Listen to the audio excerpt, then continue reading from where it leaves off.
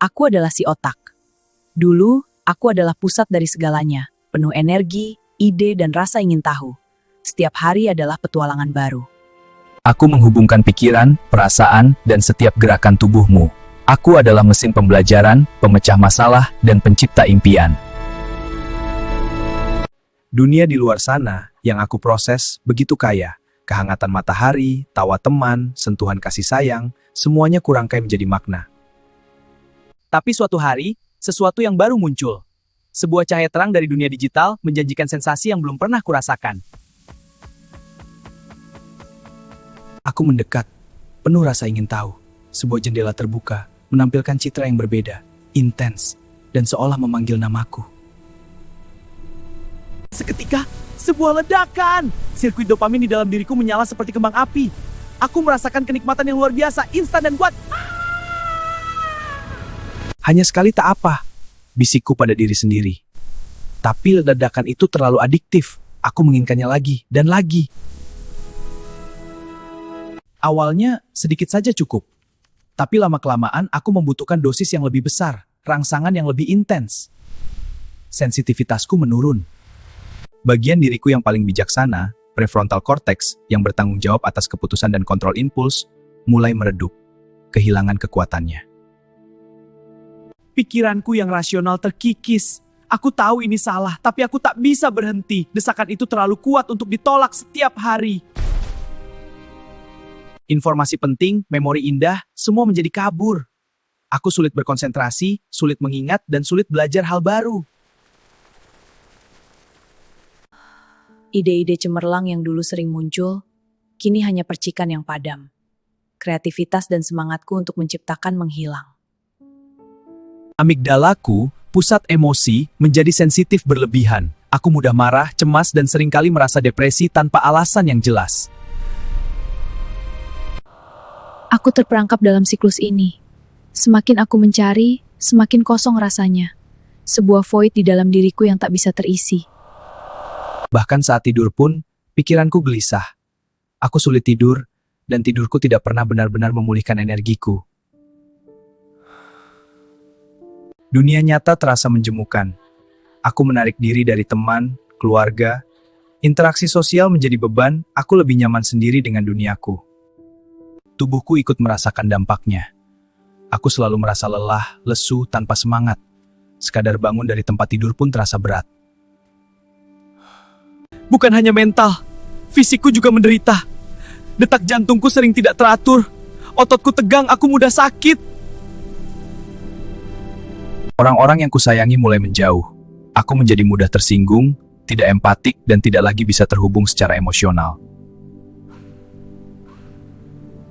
Mimpi-mimpiku, ambisiku, semua terkubur. Aku tidak lagi punya motivasi untuk mengejar apapun yang dulunya penting.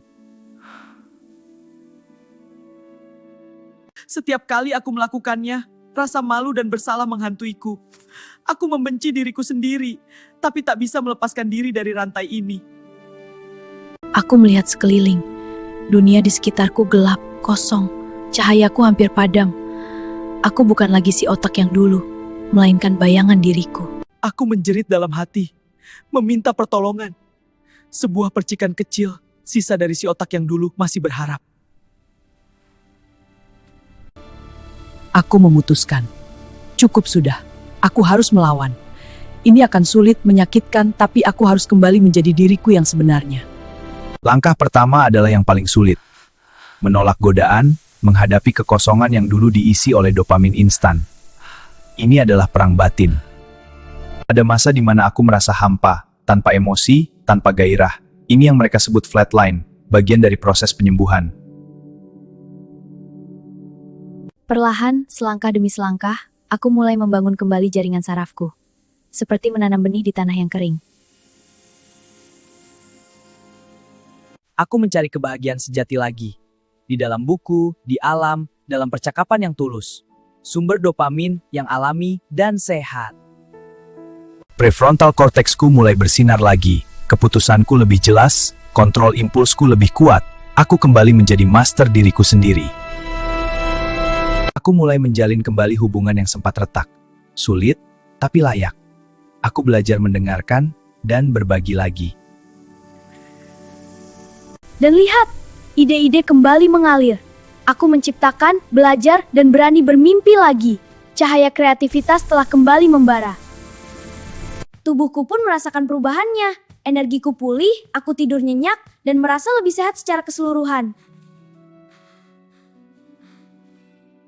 Perjalanan ini panjang, penuh perjuangan, tapi aku tidak sendiri.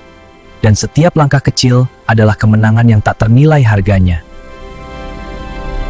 Aku adalah si otak yang pernah jatuh tapi bangkit lebih kuat, lebih bijaksana.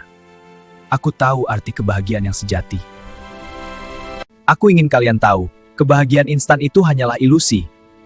Kenikmatan sejati datang dari koneksi yang nyata, tantangan yang dihadapi, dan pertumbuhan diri. Lindungi otakmu dari jebakan PMO harian. Itu organ paling berharga. Beri ia nutrisi, istirahat, dan stimulasi yang sehat. Jika kamu merasa terjebak, jangan ragu mencari bantuan. Ada banyak orang yang peduli dan siap membimbingmu kembali. Hidup nyata jauh lebih indah daripada yang digital. Rasakan setiap momen, bangun koneksi, dan jadilah versi terbaik dari dirimu. Ingatlah kisahku. Jangan biarkan dirimu jatuh dalam jebakan yang sama. Kamu lebih kuat dari yang kamu kira. Kamu layak bahagia.